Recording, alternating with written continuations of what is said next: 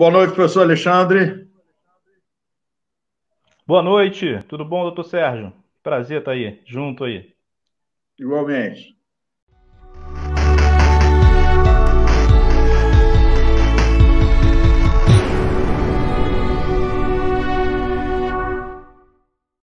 Alexandre, eu queria que você se apresentasse até para as pessoas que ainda não lhe conhecem. Né? Professor Alexandre Alvim, que é responsável do projeto da Vitrine Acadêmica, não é isso? Isso, perfeito. Então, meu nome é Isso. Alexandre Alvim, tenho 45 anos, eu tenho três filhas, né? Uma em cada segmento escolar, uma no ensino fundamental, outra no ensino médio, e a mais velha que tem 19 anos e é do ensino superior da UFRJ. Hoje ela cursa biologia no de, centro de saúde, né, da UFRJ. E sou responsável pelo projeto Vitrine Acadêmica, que a gente vai, ao desenrolar da nossa conversa, a gente vai falar um pouquinho sobre ele e um pouquinho sobre educação. Vamos entender melhor a questão do Vitrine Acadêmica, só antes de entrar na questão da educação, como é que é esse projeto, qual é o objetivo dele. Sim, sim. O projeto Vitrine Acadêmica, ele surgiu da necessidade que a gente descobriu dentro da faculdade de fazer uma relação entre os níveis de educação, da gente estar aproximando o aluno do nível fundamental junto com o aluno do ensino superior e do ensino médio. Como? Através de seminários, através de palestras. Então, o Vitrine Acadêmica ele tem um objetivo de contribuir com a educação e está atuando dentro da LDB, que é a Lei de Diretrizes e Bases da Educação, que prevê Uhum. que todo estudante universitário, todo estudante técnico, ele tem que contribuir com a sociedade compartilhando seus conhecimentos adquiridos. Essa é a primícia do Vitrine Acadêmica. Você está há quanto tempo com esse projeto lá? Sim, nós estamos com esse projeto, nós vamos completar agora um ano e meio com esse projeto. É um projeto que tem um envolvimento só de estudantes, né? A princípio, estudantes universitários, que se dispõem em realizar vídeos, né, para preparatório para o Enem, de algumas disciplinas, e também se predispõem em visitas às escolas, fazendo seminários. Porém, essa atividade, nesse momento, devido à situação da pandemia, nós É. não estamos realizando. Escolas públicas ou particulares? Porém, nós estamos disponibilizando a nossa plataforma no YouTube, Vitrine Acadêmica, é o nome do canal, e está sendo muito bem aceito. Tem estudantes procurando a gente também, querendo saber como faz para poder estar contribuindo, como é que ele pode fazer para estar participando do projeto. A gente tem todo um É, cuidado, né, na participação também, porque a gente considera que informação é primordial, principalmente informação embasada, informação que tenha fontes, né? Não é soltar, hoje a gente está com esse problema de fake news, não é soltar qualquer tipo de informação para a sociedade, principalmente para o público jovem, que é o nosso objetivo. falhou na hora, eu não entendi, a escola pública ou particular? A gente atua mais nas escolas públicas, a gente atua, foco mais são as escolas públicas. Entendi. E em relação à educação básica aí na, na educação pública, como é que você tem visto isso? O que você tem achado em relação a isso? Assim, eu hoje eu também estou como estudante universitário de História, doutor Sérgio. E dentro do meu TCC, eu estou desenvolvendo, junto com o material que eu tenho de pesquisa, que hoje nós temos uma dialética na educação que ela funciona da seguinte forma: nós temos os fatores da educação, que são os problemas que a educação possui, é igual ao quê? A um discurso maior do que os atos, do que as atitudes. Isso faz com que a gente tenha inúmeros problemas por inúmeros fatores, né? A gente pode tirar aqui, por exemplo, a educação de base do Rio de Janeiro, ela é dividida, a educação de base do Rio de Janeiro, ela é dividida em creche, pré-escola, fundamental 1, que são as séries iniciais, que é do primeiro até o quinto ano, e as séries finais, que é do sexto ao nono ano.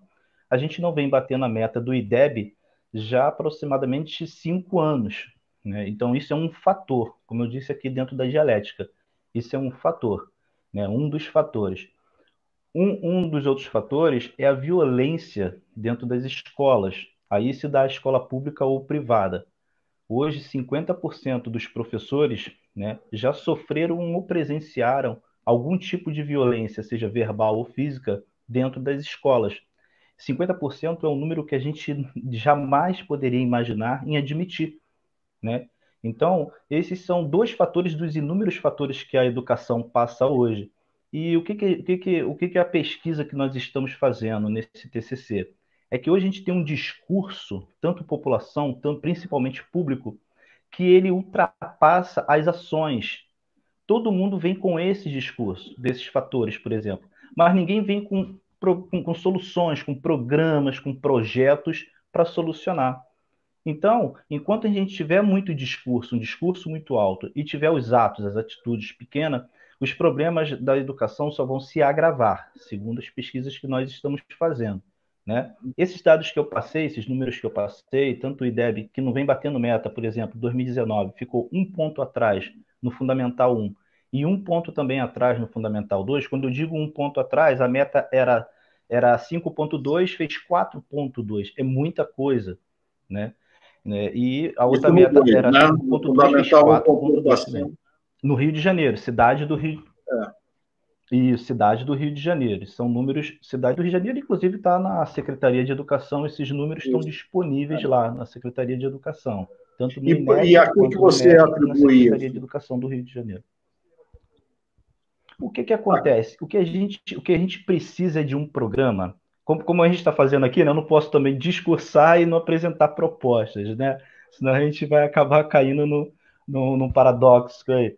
Então, o que acontece? Nós precisamos de programas que incentivem. O que eu tenho observado é que a população, ou seja, a comunidade escolar, ela não participa efetivamente da escola, entendeu?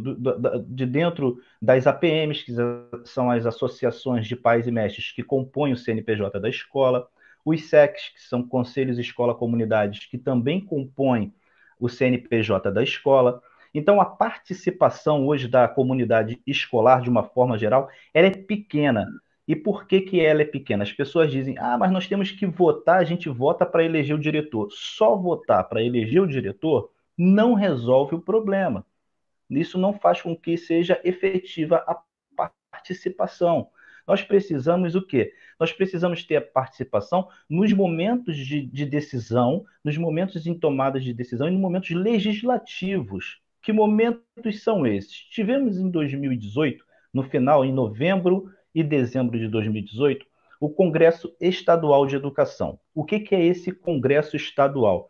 Todos os estados no Brasil fazem esse congresso para discutir a legislação da educação, para ver o que precisa continuar, o que precisa mudar, né?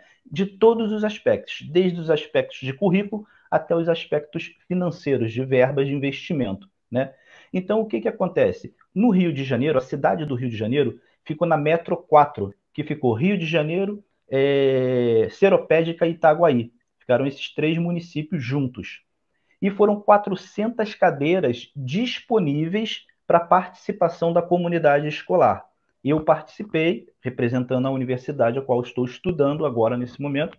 Então eu participei e eu me decepcionei, porque de 400 cadeiras nós tivemos 90 cadeiras ocupadas.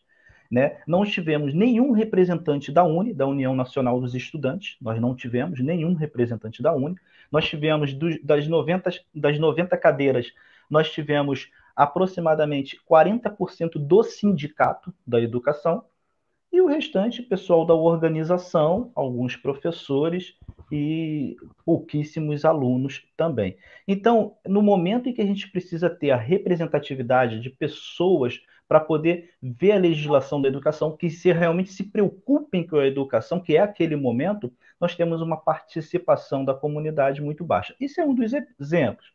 Fora reuniões nas escolas, onde também a participação é baixíssima, né? E existe um argumento de defesa para essa participação ser baixa, que é, eu não posso perder o meu dia de trabalho para poder ir na escola.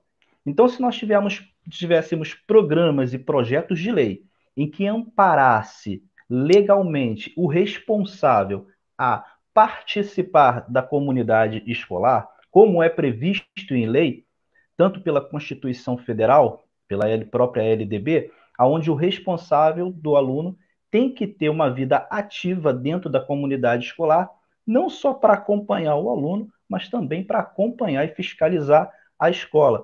Mas para isso nós precisávamos ter um projeto que amparasse legalmente também o empregador, para que o empregador tivesse algum tipo de benefício a partir do momento que o seu funcionário participasse das reuniões e o acompanhamento do rendimento, do comportamento do aluno na escola. E isso nós não temos, né? É amparado por lei da seguinte forma: toma aqui uma declaração que você participou e você apresenta no seu trabalho.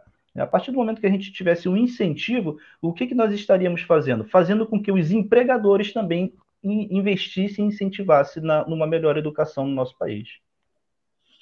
Mais ou menos isso. Eu penso que poderia haver, eu concordo contigo em relação a essa participação da comunidade, porque realmente fica restrito à eleição de diretor, sendo que sabemos que essa participação era muito viciada também, né? Eu entendo que os diretores deveriam ter um prazo máximo de atuação como diretor daquela escola. A partir do momento que ele vai se perpetuando, só teria dois motivos que mantêm ele lá. Ou ele realmente está fazendo um bom trabalho e as pessoas estão votando por ele ser uma pessoa boa e que poderia também trazer benefício para alguma outra escola, não só aquela. Ou então foi oferecido algum tipo de benefício para quem votasse nele, que é uma coisa que a gente vê também, infelizmente, na educação de um modo geral, né? A pessoa, para se manter no cargo, pode dar margem à utilização desse tipo de benefício. E isso daí afeta diretamente a credibilidade do sistema. Então, eu penso que a falta de participação já começa por aí. Uma credibilidade que já teve dias melhores, vamos dizer assim. E tem uma outra questão que eu levanto muito esse tema, que é o seguinte: eu vejo as secretarias se importarem muito em construir escolas, abrir sala de aula, abrir vagas, sempre um investimento em estrutura, pouco até no ensino fundamental, mais até nos níveis mais acima.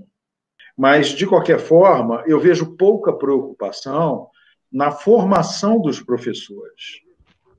Quando você pega um professor de ensino fundamental, e principalmente o professor de ensino fundamental, ele precisa ter um embasamento direcionado para os alunos que ele vai atuar. Ele tem que ter um conhecimento de ciências pedagógicas avançadas, ele tem que ter um conhecimento de neurociências, para entender que a velocidade de aprendizado dos alunos é uma coisa heterogênea. Existem alunos que demoram um pouco mais a engrenar, vamos dizer assim, no sistema e desenvolver essa parte lúdica deles, como tem outros que têm um tempo mais rápido e podem perder gás no meio do caminho. Então, nós estamos falando de crianças de 5, 6, 7 anos de idade, que são crianças que estão ainda em desenvolvimento cognitivo, ainda em desenvolvimento psicológico e, não raro, dentro de uma realidade hostil, principalmente se levarmos em consideração a educação pública. Então, o professor ele tem que estar preparado para esse tipo de situação e eu vejo pouca preocupação, na verdade, das secretarias de saúde, de um modo geral, em relação a esse tipo de temática. O Rio de Janeiro tem a maior malha de escolas públicas daqui do Brasil. Nós estamos falando de mais de 1.540 escolas públicas, né, só no município do Rio. São mais de 1.540 hoje no município. Se não me engano, 1.548, 44, 48, alguma coisa assim, né? Que tem as conveniadas com o Estado, né? Não. Aí até aumenta. Mas é uma malha muito grande e muito heterogênea também. Você tem os CREs, né, que são as coordenações regionais, né, que abrigam um determinado número de escolas. Essa descentralização é importante. Agora, nós temos aqui ainda no município do Rio de Janeiro 3 universidades públicas, minimamente, que eu estou falando da UFRJ, UERJ e Unirio, que poderiam contribuir numa pós-graduação para esses professores, numa formação, né, de pós-graduação para eles. Existe o Fundeb, né, que é o Fundo do Desenvolvimento da Educação Básica, que grande parte dele não pode ser mexido, que é para a Folha. Talvez 70% dele seja para a Folha. Mas existe uma parte dele que é usado, que deveria ser usado, para o desenvolvimento da formação dos professores. Não há critérios claros, pelo menos para mim, não sei qual é a sua impressão, de destino dessa verba. Eu não vejo assim, olha, existe o critério transparente, que é por exemplo, nós temos a SAEB, não, o IDEB, que é mais amplo, né, que você até citou. As escolas que tiveram melhor IDEB têm prioridade vão ter as fatias maiores, porque elas vão ser premiadas pelo bom trabalho que elas estão desenvolvendo, né? E eu estou supondo um critério, podem haver outros. O importante é ter clareza, transparência nesses critérios, para que as pessoas saibam o que fazer para poder receber recursos de investimento e não virar isso uma troca de favores. Então, a partir do momento que você investe no professor, vai fazer um curso de neurociência, você tem essas 3 faculdades públicas montadas e estruturadas com professores de excelente nível. Usa essa malha, que não vai ser custoso para o Estado e para a cidade, para poder investir nessa parte de qualidade do ensino, porque a qualidade da escola não é a qualidade da construção, não é porque a parede está pintada, é lógico que a estrutura é importante, mas, sem dúvida, para mim, é mais importante a formação do profissional que vai educar essas crianças. E é essa preocupação que eu vejo como negligenciada. Entendeu? É verdade. Inclusive, nós temos, doutor Sérgio, perdão, estou interrompendo, nós temos uma formação pedagógica, o curso de pedagogia, são 4 anos aqui no Brasil, né? Eu acho que 4 anos para uma formação de pedagogia é pouco tempo. Tem que haver uma especialização, entendeu? Então, eu acho que o curso de pedagogia hoje aqui no Brasil, ele tinha que ter no mínimo 4 anos, ele poderia estar habilitado, mas ele teria que ter no mínimo mais 2 anos de formação de especialização, né? Então, caindo justamente dentro do que o senhor está falando, né? Porque 4 anos para um curso que é um dos cursos que vai dar a base da educação, que é a pedagogia, né? Licenciatura, eu não digo nem a licenciatura, que tem as outras disciplinas, mas o curso de pedagogia, 4 anos, é pouco para o profissional. E principalmente num país em que a diversidade é imensa, como o senhor disse, tem as CREs que tomam conta nas regiões, determinado número de escolas. Por quê? Por causa da regionalização. Cada região da nossa cidade ela é diferente, ela é um organismo vivo diferente. Então, nós precisamos de profissionais que tenham essa visão, que estejam preparados para essa visão, e ainda digo mais, um rodízio também seria muito importante, eu não digo nem do professor, mas principalmente da gestão, diretor, coordenador pedagógico, né? Para que fosse o quê? Para que fosse compartilhado justamente a experiência. É o que nós falamos no início, né? Essa eternização do diretor, de alguns diretores em determinadas escolas. Se ele está lá por ele ser bom, como você acabou de dizer, vamos compartilhar com as outras. Vamos tentar, né, fazer um benchmark, fazer uma troca de conhecimentos para poder levantar o nível de todos, porque o que nós vemos hoje em dia são atenções voltadas para o ensino superior, o ensino médio negligenciado e o ensino fundamental abandonado, enquanto deveria ser exatamente o contrário. Uma pessoa para chegar no ensino superior, ela tem que ter uma boa base. E não é isso que eu vejo como professor universitário. Eu vejo, a cada ano, o nível tem caído. Né? De uns anos para cá, é assustador como houve uma queda. E isso começa da base. Se você, hoje em dia... Eu sou do tempo que, quando eu estudei no ensino fundamental, que à época era o primário e ginásio, né? Primeiro grau, peguei a reforma do ensino no meio, o livro que a gente estudava era Monteiro Lobato. Qual é a criança de ensino fundamental hoje em dia que tem condição de ler um livro com vocabulário do Monteiro Lobato? Não tem. Você conta nos dedos.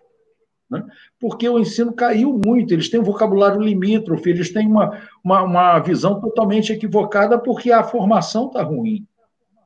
Todos os países que nós vemos lá fora que tem um desenvolvimento, né, um IDH alto, eu sempre cito o exemplo da Escandinávia, né, que tem um dos maiores IDHs do mundo de bem-estar social.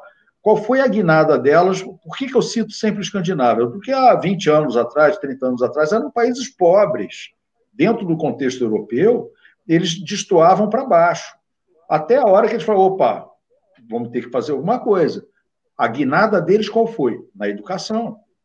E eu sou médico, é muito mais fácil ser médico na Escandinávia do que professor. O crivo para professor lá é altíssimo. É altíssimo. Não que título confira qualidade, mas você não vê nenhum professor de ensino básico lá sem doutorado. Quer dizer, é outra visão. Então, se a gente tem a intenção de chegar em algum lugar, em qualquer área, tem que começar com a educação, que é a base delas todas. Para você aprender qualquer coisa, você tem que ser primeiro bem educado, nos dois sentidos. Né? É verdade. E o que o senhor está falando, a gente tem que ter um paradigma aqui no Brasil, quando a gente vai fazer uma comparação de alguma coisa com um país que tem um resultado muito bom, as pessoas falam, ah, mas lá não é Brasil, aqui é Brasil. Eu tenho uma percepção que é o seguinte, se eu quero melhorar, eu tenho que ver quem são os melhores. Eu tenho que melhorar baseado nos melhores. Né? Ver como é que faz, ver como é que é feito, o que que é feito. Nós temos um exemplo também, Singapura, que também tem um IDH muito bom, que até pouco tempo Singapura era guerra pura, ninguém queria saber daquilo lá. Hoje não existe pobreza em Singapura, né? Porque houve uma revolução de pensamento priorizando o quê? A educação. A base para o desenvolvimento social, para um bom desenvolvimento, um bom relacionamento, que muitas pessoas, ainda tem muita bandeira que as pessoas defendem, e vou dar um exemplo, senhor, pô, nós precisamos ter o respeito dentro da escola. O aluno vai aprender na base da escola a respeitar o coleguinha dele. E para isso nós temos que estar preparados, nós temos que saber lidar com os conflitos, né? A sociedade ela se transforma e o curso de pedagogia, o professor, ele também tem que acompanhar essa transformação. Ele tem que estar periodicamente se adaptando a essas transformações, né? Uma coisa é eu pegar um professor hoje que dá aula, um exemplo lá em Manguinhos, lá dentro de Manguinhos, né? Ele fica ali 5, 10 anos dando aula, depois eu retiro ele daí para uma região mais tranquila, de menor conflito. Ele vai ter uma experiência para compartilhar enorme, ele vai ter uma forma para ele trabalhar completamente diferente. Porém, haverá o quê? O compartilhamento da experiência, né? Infelizmente, assim, isso não é praticado no Brasil. A educação, enfim, não é valorizada no Brasil. Nós tivemos agora, nos últimos World Teacher Prize, que é o Oscar da educação no mundo, nós tivemos, durante as 5 edições anteriores do World Teacher Prize, que é um prêmio mundial para a educação, para professores, nós tivemos, entre os 10, sempre tivemos brasileiros nos últimos 5 anos. E isso a gente não vê, a gente não vê na mídia, a gente não vê incentivar, né? Nós temos o Prêmio Brasil, que paga aí R$ 3.000 premiação por um professor, enquanto o World Teacher Prize paga US$ 1 milhão. Então, quer dizer, os caras lá fora enxergam a educação como prioridade. Como o senhor disse, dando um exemplo também, o Japão. O Japão, o imperador se curva diante de um professor, onde todos se curvam diante do imperador. Então, a única profissão a qual o imperador se curva é ao professor. Isso é fantástico, né? Então, aqui, como eu falei aqui antes, nós temos aqui 50% dos professores já presenciaram algum tipo de violência. Isso também é um fator que precisa ser revertido. Alexandre, você está fazendo a questão do discurso e a questão dos atos. Por que não, como já foi comentado esse ano, no final do ano passado, pegar o Bolsa Família, que hoje é um dos maiores programas sociais que tem no Brasil, né, que contribui um pouco também com o estudante, por que não pegar e já incluir logo o critério de bom comportamento dentro do Bolsa Família?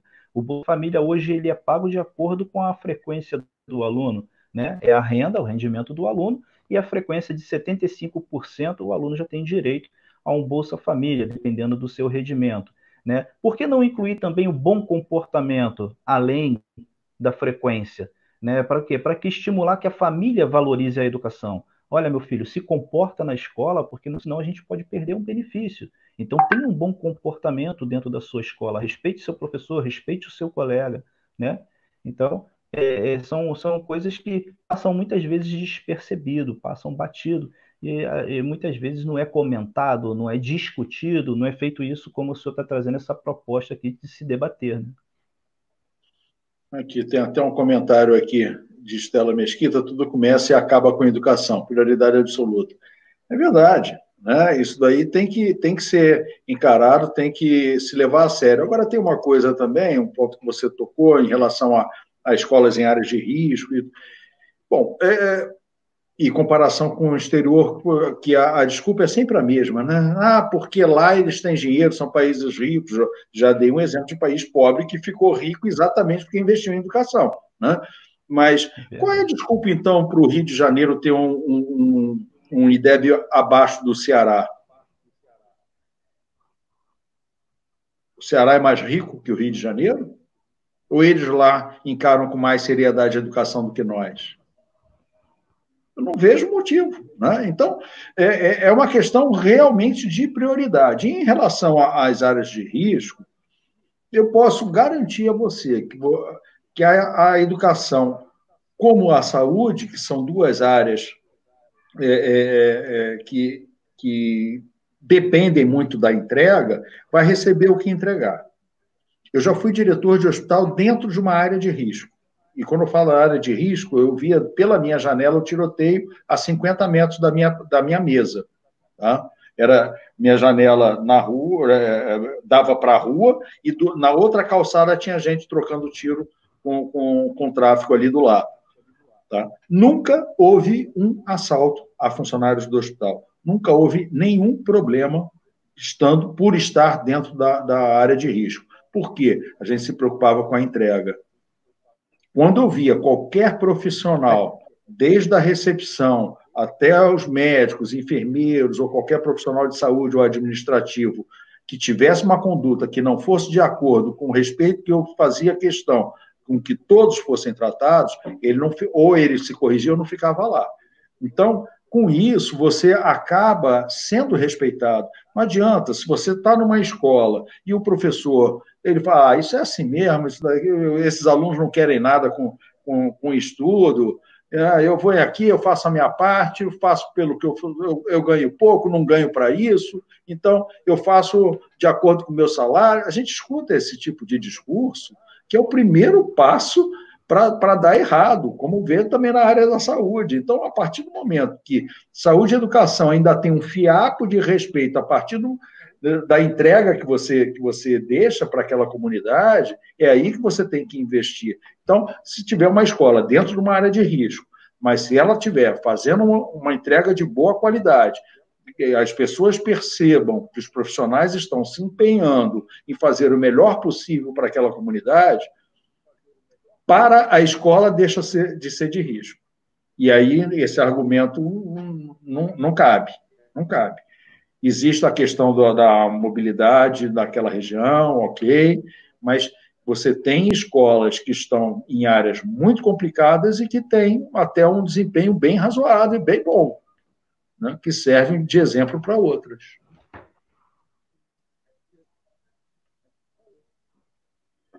O que você É entende em verdade, relação é verdade. a essas Inclusive, questionamentos que me fazem? eu acho que é o seguinte, né? A gente precisa ter foco, cada um no seu setor. Por exemplo, fazendo uma correlação de saúde e educação, a educação, ela também faz parte da saúde a partir do momento que ela está lidando com a formação de uma sociedade.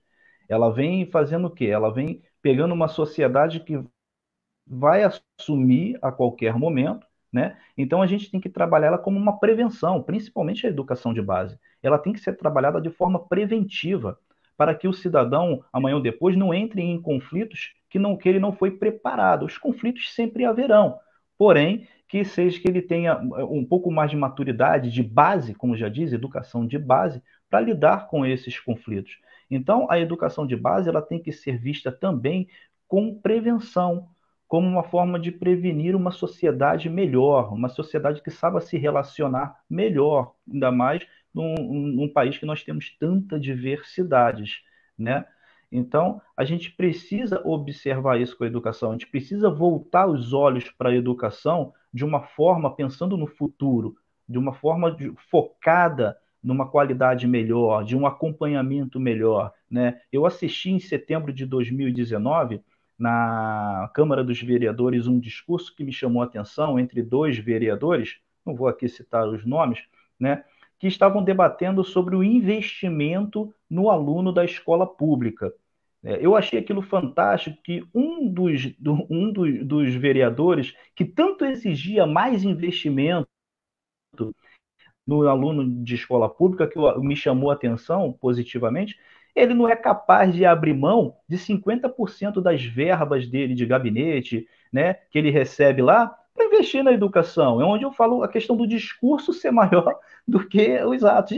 E a gente sabe que existe gente que está querendo vir aí com essa proposta, com esse objetivo, né? Tem gente querendo vir aí trazer essa mudança, que isso é uma mudança de pensamento que vai refletir diretamente na sociedade, que vai refletir positivamente diretamente na sociedade. Então, aquilo me chamou a atenção porque o cara estava ali fazendo um discurso e que a educação precisa melhorar, precisa ter mais investimento na educação, mas ele mesmo é o cara que estoura o orçamento dele, não é capaz de sequer abrir mão de recursos para poder investir aonde o vereador, muitas vezes sem preparo nenhum, tem um salário a qual o professor, lógico que não pode ser, isso não pode ser uma desculpa, mas a qual o professor olha e fala, caramba, eu estou aqui na ponta, aqui, correndo risco, com famílias no meu ouvido o tempo todo, o cara está lá se dizendo preocupado comigo, mas na verdade, na hora dele chegar e mostrar o ato, praticar o ato e diminuir o discurso, não. Ele aumenta o discurso, ele fomenta o discurso e o ato mesmo não sai do papel. É o caso também do fundo eleitoral e do fundo partidário, né? E são dois dinheiros que poderiam ir para a saúde ou para a educação, principalmente para a saúde nesse momento de Covid-19, e que eles não abrem mão e não conseguem chegar a um consenso de abrir mão dos bilhões, dos mais de 4 bilhões que estão ali disponíveis. Isso não é nada para a educação. Lógico que é um valor para quem se quer investir em educação, é pouco. Agora, vereador, parlamentar, que não trabalha com esse pensamento, ele só dá despesa. Hoje é 200, mais de 200 mil por mês que a gente tem uma despesa com o vereador, que poderia ser pelo menos 50% investido na educação, ao invés de ser despesa com o vereador. Concordo totalmente contigo. Eu não vejo motivo por um vereador ter 20 assessores. Não tem. Se você juntar, nós temos 51 vereadores no Rio de Janeiro. Se você for colocar 20 assessores por vereador, né, você está colocando 200 pessoas lá dentro do prédio. Não cabe. Não cabe. Então, é evidente que isso daí não foi feito para auxiliar o vereador. Primeiro, que essa ajuda não precisa ser tão grande. E segundo, não tem espaço físico para isso. Então, a gente sabe por que ele tem 20 assessores. Não é para trabalho parlamentar. A mesma coisa se aplica em relação ao fundo eleitoral e fundo partidário, que foi feito um projeto de lei para propor o direcionamento dele para a educação e para a saúde no momento de pandemia, e o nosso deputado, né, o senhor Rodrigo Maia, não botou nem em pauta para votar, né, porque acha que não cabe. Né, como eu já escutei alguns falarem que não tem como fazer eleição sem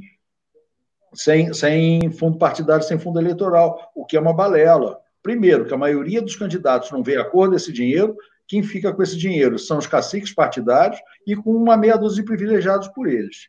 Então, isso daí não cabe. O que as pessoas têm que entender é o seguinte: não existe dinheiro público. Essa frase não é minha. Não existe dinheiro público. Existe dinheiro dos impostos. Essa fábrica é da Margaret Thatcher. Tá? E eu concordo literalmente com o que foi dito. As pessoas têm que entender que o dinheiro público não brota. O Estado não fabrica dinheiro. O dinheiro que está no Estado é do imposto que você paga, que eu pago, que todo mundo paga. Então, eles têm que dar conta desse dinheiro, sim. E não é para ficar financiando empresas privadas que são os partidos políticos. Eles têm que financiar a saúde, têm que financiar a educação, têm que financiar a segurança pública. Essas três vertentes são, na minha concepção, o principal, as principais atribuições do Estado. Agora, enquanto as pessoas não cobrarem isso e não fiscalizarem isso, eles fazem o que eles querem. Então, nós vamos ver o quê? Escolas com pouco investimento, vamos ver a saúde com pouco... Essa pandemia agora nada mais fez do que trazer a visibilidade, a saúde precária do nosso sistema. Nós temos uma infraestrutura muito ruim. Eu acho interessante quando chega algum parlamentar, a gente tem que aplaudir.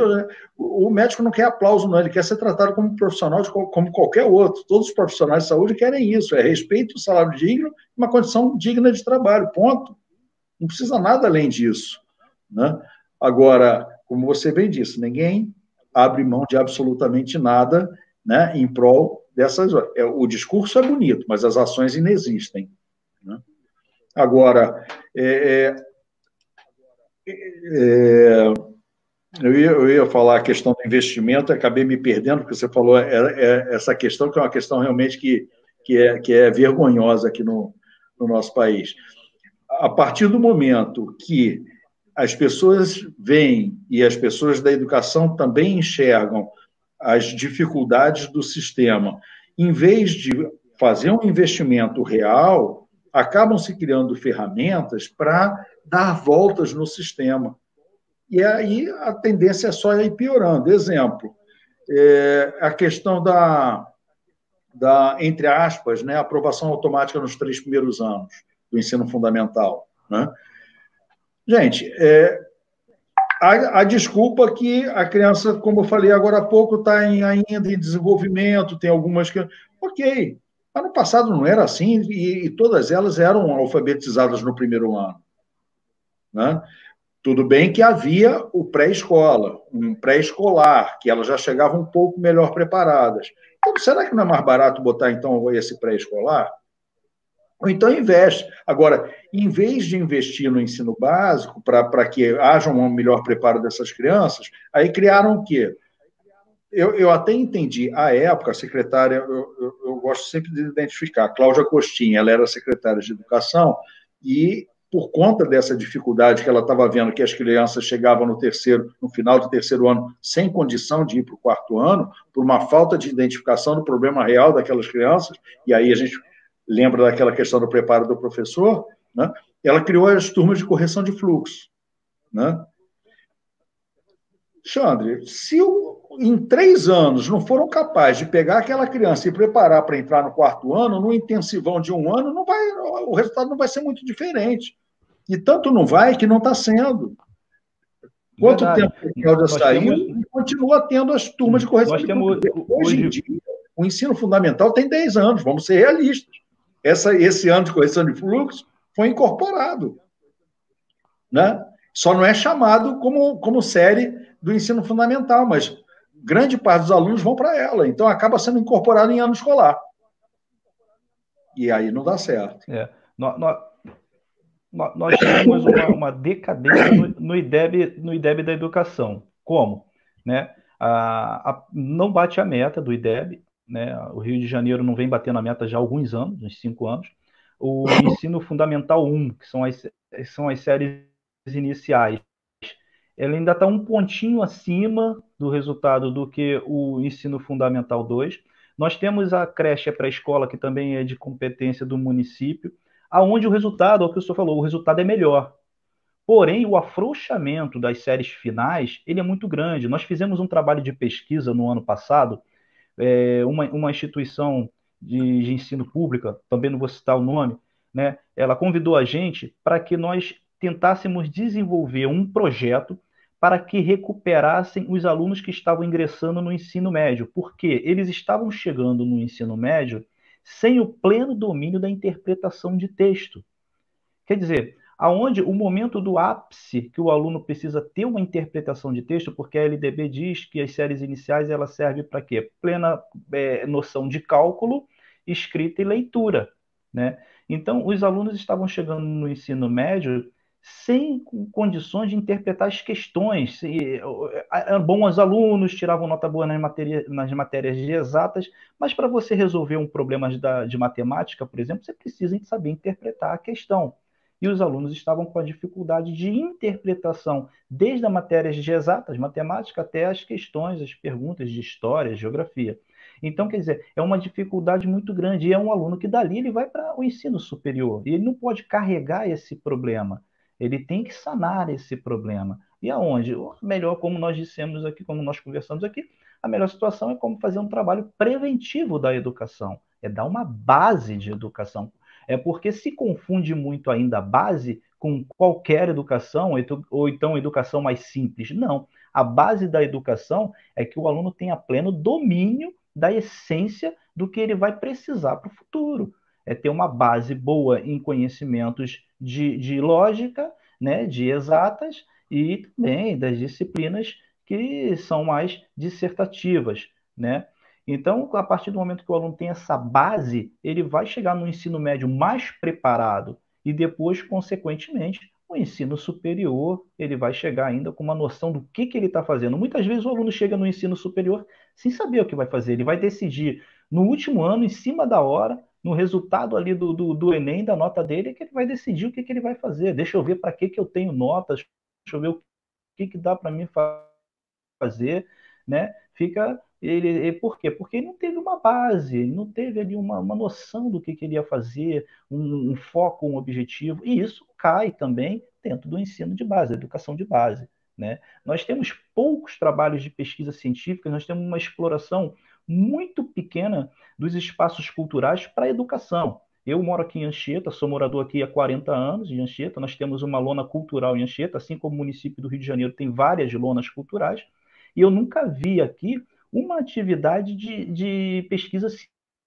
científica, uma feira de ciências disponível para a sociedade, realizada pelos alunos, né? Eu nunca vi, nunca teve, né, uma exposição, né, de trabalhos científicos. E olha que nós temos, como o senhor disse, 3 universidades no Rio de Janeiro, que poderiam muito bem estar o quê? Compartilhando as suas pesquisas científicas. Uma vez que não dá para ir até as universidades visitar, que as universidades venham até a comunidade escolar, né? Nós temos a UFRJ, por exemplo, que tem mais de 12 museus dentro da UFRJ, né? E tudo de graça. Por que não pegar o aluno da educação de base para ir lá, para ele se apaixonar por uma das profissões, para ele ver o que ele quer, para que ele possa voltar para a sala de aula com os olhos arregalados, querendo estudar mais, para que o professor também vá, porque também o professor também não sabe, também não vai, né? Nós tivemos aí o último museu, que foi o Museu Nacional, que foi completamente devastado, né? Então, isso também parece que não, mas a cultura está ligada diretamente com a educação. E nós temos que tentar explorar esse lado da cultura, o lado do esporte, para a educação de base. Não, sem dúvida alguma. E essa falta de interação, só até fazendo até uma ressalva até por justiça, a Cláudia Coxim, eu entendo até que essa turma de correção de fluxo que ela fez à época seria uma medida emergencial, como ela mesma tinha referido, para tentar tirar o engasgo, né? Mas, para ser emergencial, teria que ser investido, né, uma atenção maior nesses 3 primeiros anos para que isso não se eternizasse como aconteceu, né? Então, toma-se essa medida, mais na frente cria-se a cultura de cotas também, que nada mais é do que uma forma de você levar para o ensino superior um aluno despreparado, porque se ele tivesse condição de competir... Gente, eu sou da época que só ia para a escola particular quem não passava no concurso para a escola pública, que eram as melhores. Sou da época do auge do Pedro II, eu estudei no Inácio de Azevedo Amaral, que era o Colégio de Aplicação, você tem André Morroá, tem uma lista aí de excelentes escolas públicas que foram ao longo do tempo... Visconde de Mauá. Visconde de Mauá. Quer dizer, degradada totalmente a nossa educação, né? Então, e daqui a pouco o ensino superior vai pelo mesmo caminho, porque você pode ver as dificuldades da UFRJ, da UERJ e da própria Unirio, né? Então, daqui a pouco vai pelo mesmo caminho se não tomar cuidado. Então, a gente tem que resgatar essa educação E isso, esse ponto que você tocou na interação com a parte cultural é fundamental, é fundamental. Isso a gente vê muito lá fora. Quando você vai no Louvre, a quantidade de crianças que vão com os professores lá para chegar, ficar trazendo. Eu fico, cara, é assim, maravilhado quando eu vejo crianças de 5 anos discutindo uma pintura. Não importa o mérito, só o fato dela chegar e discutir. Aquele verde eu não gostei, ou isso é muito desenho, está faltando. Entendeu? Discute na linguagem deles, mas desperta, como você disse, uma vontade de aprender, uma vontade de ir para frente. Os equipamentos culturais que nós temos são muito poucos, né? E os que temos são pouco utilizados. Né? Tinha que ter aquela casa da música ali na Alvorada, aquilo é uma obra inacabada até hoje. Né? Por quê? Porque foi feito no governo anterior, então o governo atual não vai dar seguimento aqui. Olha só que mentalidade, a quantidade de dinheiro jogado fora, a falta de continuidade de um projeto, não existe um planejamento em cima disso. Então, tem que haver essa interação, sim, tem que haver um investimento maior, sim. E eu volto a dizer isso aí, eu repito exaustivamente: não adianta a gente ficar segurando uma cereja se não tiver um bolo para botar em cima. Você tem que olhar para a base, você tem que fortalecer a base, porque aí nós vamos chegar lá no ensino superior e não vamos ver estudantes de universidade, igual eu já vi, escrevendo o osso com C cedilha e pescoço com 2 S. Não é piada, eu já vi. Tá? Dentro de um TCC. Então, o que nós queremos? Que tipo de cultura que nós queremos? Muito É essa? complicado. Não é, né? E ainda, levando em consideração que o IDH está diretamente relacionado à parte da educação de um povo, não tem outra alternativa. A gente tem, agora, tem que cobrar, né, esses absurdos que você citou, né, de um gasto público assim aviltante. Né? O que eles estão fazendo agora nessa pandemia, fiz inclusive um ofício e encaminhei lá para a Alerj. Cara, no meio de uma desgraça, o pessoal ainda roubando. Não tem outro termo. É realmente revoltante. Então, está na hora das pessoas participarem mais, sim. Tem que cobrar da classe política, sim. Não pode desistir deles, porque tudo que eles querem é que você fique em casa reclamando. Que você não vá lá, não participe e não cobre. Então, você tem que cobrar que tem que ter uma educação de qualidade, sim. Porque quem não quer se envolver com política, aí eu vou cometer um plágio repetindo Platão, né? As pessoas que não querem se envolver com política estão condenadas a serem governadas pelos mal intencionados. Então você tem que cobrar. Você tem que ir lá cobrar do cara. Ou você entra para a política, ou então você cobra deles. O que não pode é você ficar na inércia, reclamando, se lamentando que as coisas não vão bem, porque é Brasil. Aí é complicado.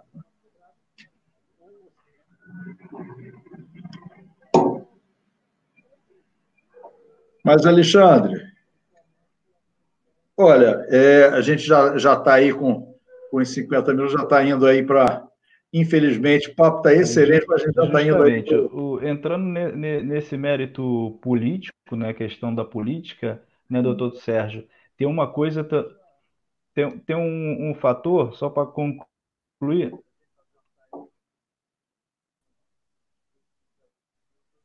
Deu uma travada no ouvir. Show de bola. Queria agradecer aí a sua oportunidade de momento. A Vereador também última tem que ter frase, plano de Alexandre, mandato. a última frase a gente não escutou. Quando você falou só para concluir, em relação da política, aí travou, a gente não ouviu. Então, eu penso da seguinte forma, dentro do que o senhor disse agora no final, é que muitas vezes as pessoas pensam que porque o vereador é cargo legislativo não precisa ter planejamento. Eu discordo, eu acho que vereador tem que ter planejamento, tem que ter plano de mandato, senão a gente cada vez mais vão ter pessoas despreparadas. E é o que o senhor falou, a única forma da gente tentar mudar alguma coisa é pesquisando o vereador, é vendo suas intenções, vendo a preocupação dele com a região para que nós possamos votar corretamente, porque senão nós vamos continuar na mesmice e não vamos conseguir fazer a manivela funcionar como deveria. Perfeito, é isso aí. Né? E as pessoas têm que entender que o vereador dos políticos é o mais importante na vida delas, porque ele está cuidando da cidade onde elas moram. É muito mais fácil você cobrar dele do que do deputado que está lá em Brasília.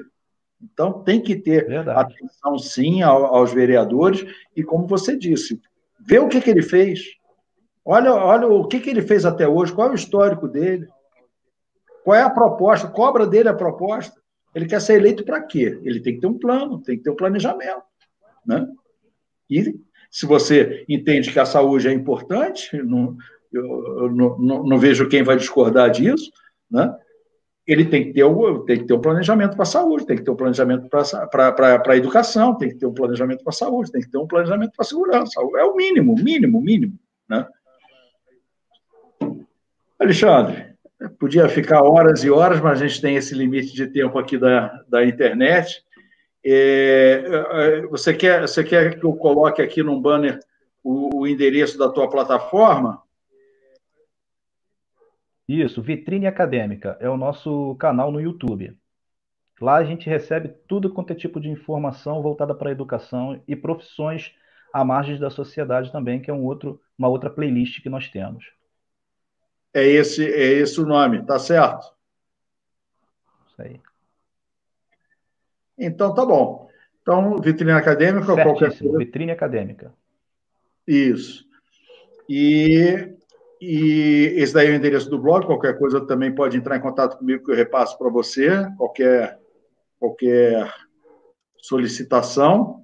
E eu espero aí voltar a mais um papo contigo aí em breve para a gente continuar esse tema. Eu penso que é fundamental essa questão da educação, ela tem que ser realmente debatida, ela tem que ser realmente ter uma atenção voltada contra ela, porque, afinal de contas, como disse a Estela, que é uma das pessoas que comentou aqui mais à frente, tudo começa com a educação, né? Ela é a prioridade absoluta, né? Então, vamos ter uma atenção maior a isso aí, tá bom? Alexandre, muito obrigado por ter aceito o convite, foi muito bom papo. Queria agradecer também todo mundo que participou aqui da nossa live, que dispôs do seu tempo e da sua participação, e deixar aí mais à frente um convite aberto, sempre que você quiser bater outro papo aí, a gente fica à disposição para continuar essa conversa que foi excelente. Um abraço, doutor Sérgio. Eu agradeço também o convite. Eu acho que o ponto positivo é esse: é um debate positivo falando sobre educação, saúde e segurança, que são os pilares da nossa sociedade. Ok, muito obrigado, hein? Uma boa noite e até a próxima. Até a próxima.